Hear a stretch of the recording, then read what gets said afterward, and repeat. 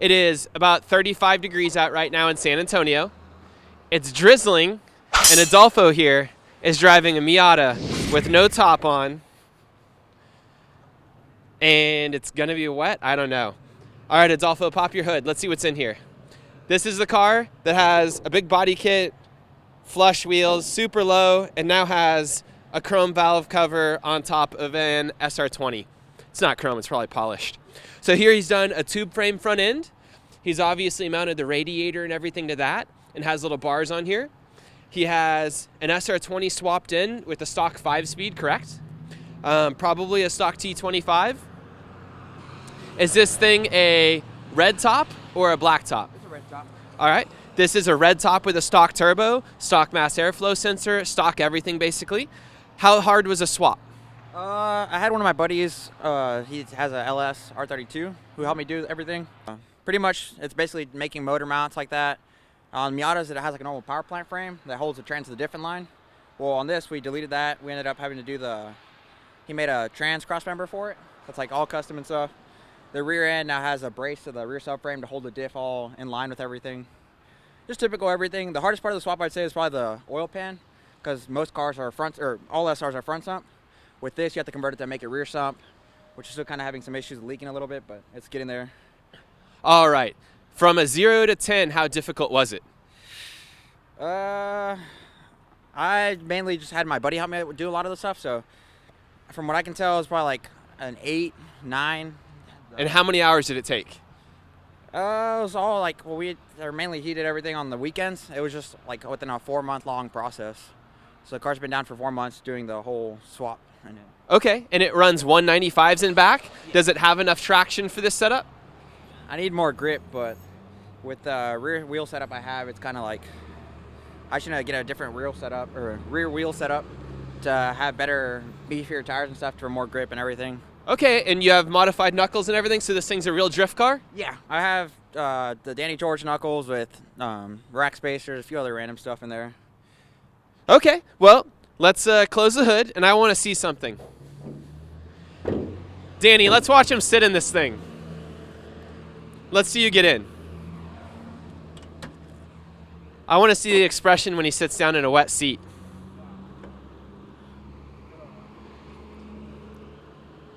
Is this pure happiness? No? It's cold?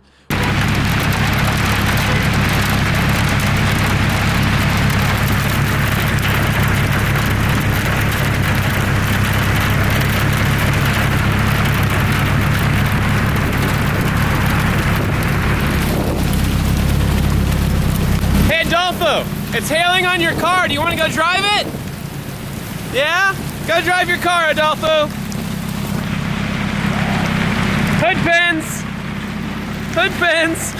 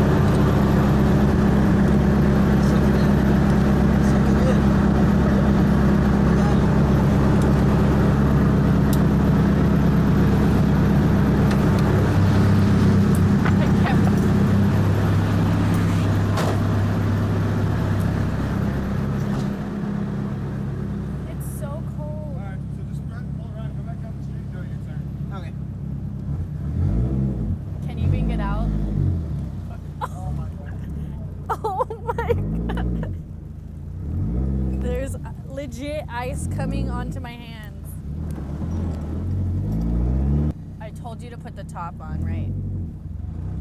I said, put the top on. No, it's gonna take 20 minutes. It's gonna take an extra 20 minutes as if we weren't already late. Watch out for that bomb. There's a bump. You're gonna hit your car. I can't see anything. Dude, I can't right now. I really can't.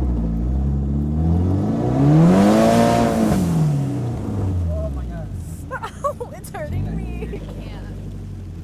I can't do this. Stay. Nah, I'm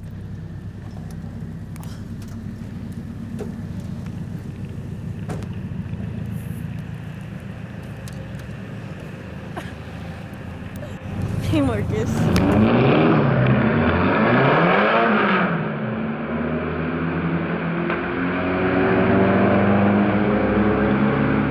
Adolfo is our poster boy for Texas Street Legal. He was going to build a Texas Street Legal car out of his Miata, and I begged him not to over-modify the car because it was reliable and it worked. Adolfo wouldn't listen to me, so then he bought a turbo kit or a turbo off of somewhere, doesn't matter where, and then he proceeded to destroy his car. He did it multiple times, blew it up in every way imaginable, missed every event, decided that wasn't the way. He couldn't make the stock motor in the car reliable with a turbo, so he was going to try something even harder, which is swap another car's engine in with a turbo, and hopefully that would be reliable, because it couldn't possibly be the fault of the mechanic. It has to be the engine. So he tried to do an entire swap, and at this point, it is now 2016 basically, and he started in 2014, I think, missed an entire season, and how'd that go for you? Spent a ton of money and lots of downtime with the car. Haven't really had much fun. I miss the old days and just pretty much missed the whole season. It sucks. But How's the new car? it's getting there. It's been a while. It's taken over a year, but little by little, it's trying to get back to its old days, but it's never going to be the same. The old days are like way better. He says the old days are way better. Why is that? I used to street drive all my cars in mineral wells or GGP, like 4 to 5 hour drives. Go beat on at the street, daily the car, do everything pretty much, a typical TXSL, what it's supposed to be. And then tried to get a little bit more power out of it so I can be a little bit more aggressive driving. And then now it's just kind of like my project car that leaves the garage every like 1 or 2 weeks just for a little cruise or something and hope something doesn't break. But yeah. All right. So the world has beaten all hope and delight out of his heart, as you can see. And now he has a car that he doesn't get to drive as much. So the whole point of Texas Street Legal is for people like Adolfo, so they could just have a 350Z, go drive with all their friends day in, day out, not blow the car up every 5 minutes, not have your little heart broken every time the engine rod knocks or the oil pan falls off or the diff breaks out of the back of the car or the turbo blows up or everything that has happened to him. How many engines did you go through? Right now it's just 2 stock Miata motors, and then now I'm on the SR, so 3, and then just a bunch of other random stuff blowing up, and yeah. Would you do a Miata again? I probably would if I can pick up another NB, like same chassis as mine. As long as I don't spend way too much money on it, I would probably just rebuild it, basically rebuild my old car how it used to be, and just go out there and have fun with my friends. All right. So basically, keep it simple. Do not overcomplicate your car. The more you modify your car, the more chances you get to make a bad decision and create something that no longer functions as a great street car, as a good drift car, as something that's all around. You could create something that doesn't have air conditioning. You could create something that is super unreliable. You could create something that you don't really exactly want, which kind of sucks. But You hope the Miata. How much money do you have in the Miata? way too much. Probably in the double digits already, but Like double digits, like $20 or $30? the thousands. Not many, like 20,000. I don't think so, but way more than I could have with a normal TXSL car. You just jump in it, throw coils, typical stuff. So everybody always talks about, I could build this car for so cheap. They would think that a turbo Miata or maybe one with an SR would cost maybe $3,000 to $5,000. Do you laugh at that? Yeah.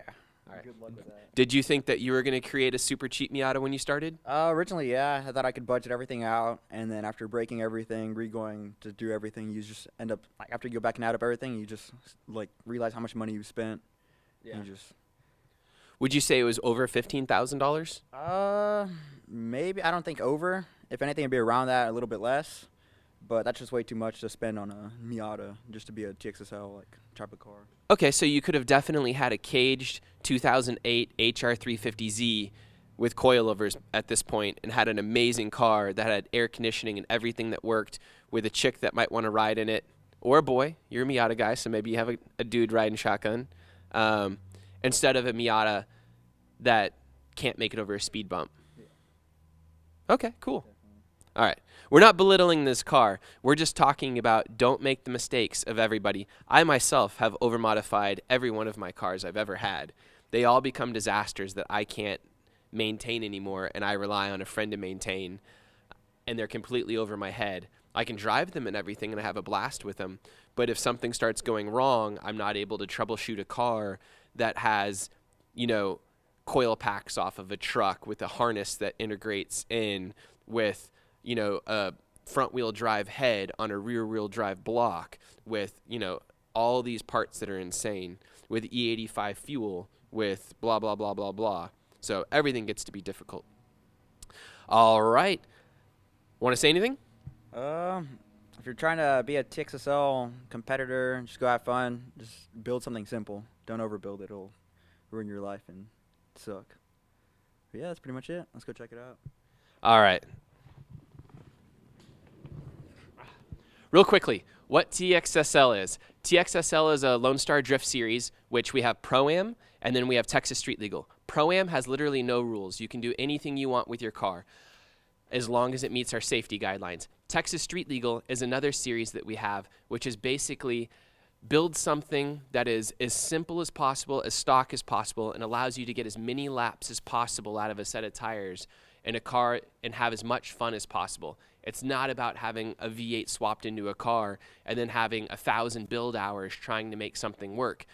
It's about having something such as a 350Z or something else that drifts with as minimal mods as possible so that you're not stuck inside some crazy ass chassis that takes so much maintenance that you just build and work on the car more than anything else, more than all the driving you do or anything else. So we want everybody to have a ton of fun and keep it simple. Thanks.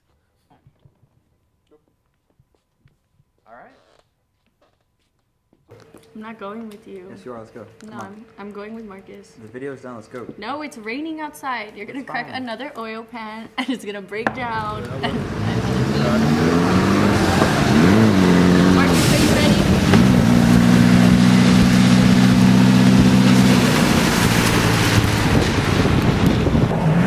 Oh, God. We're spinning more than he is. Look at this.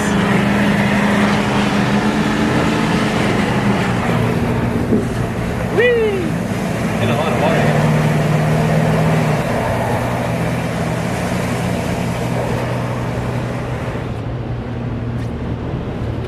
Oh my God, that looks like death. Look at that.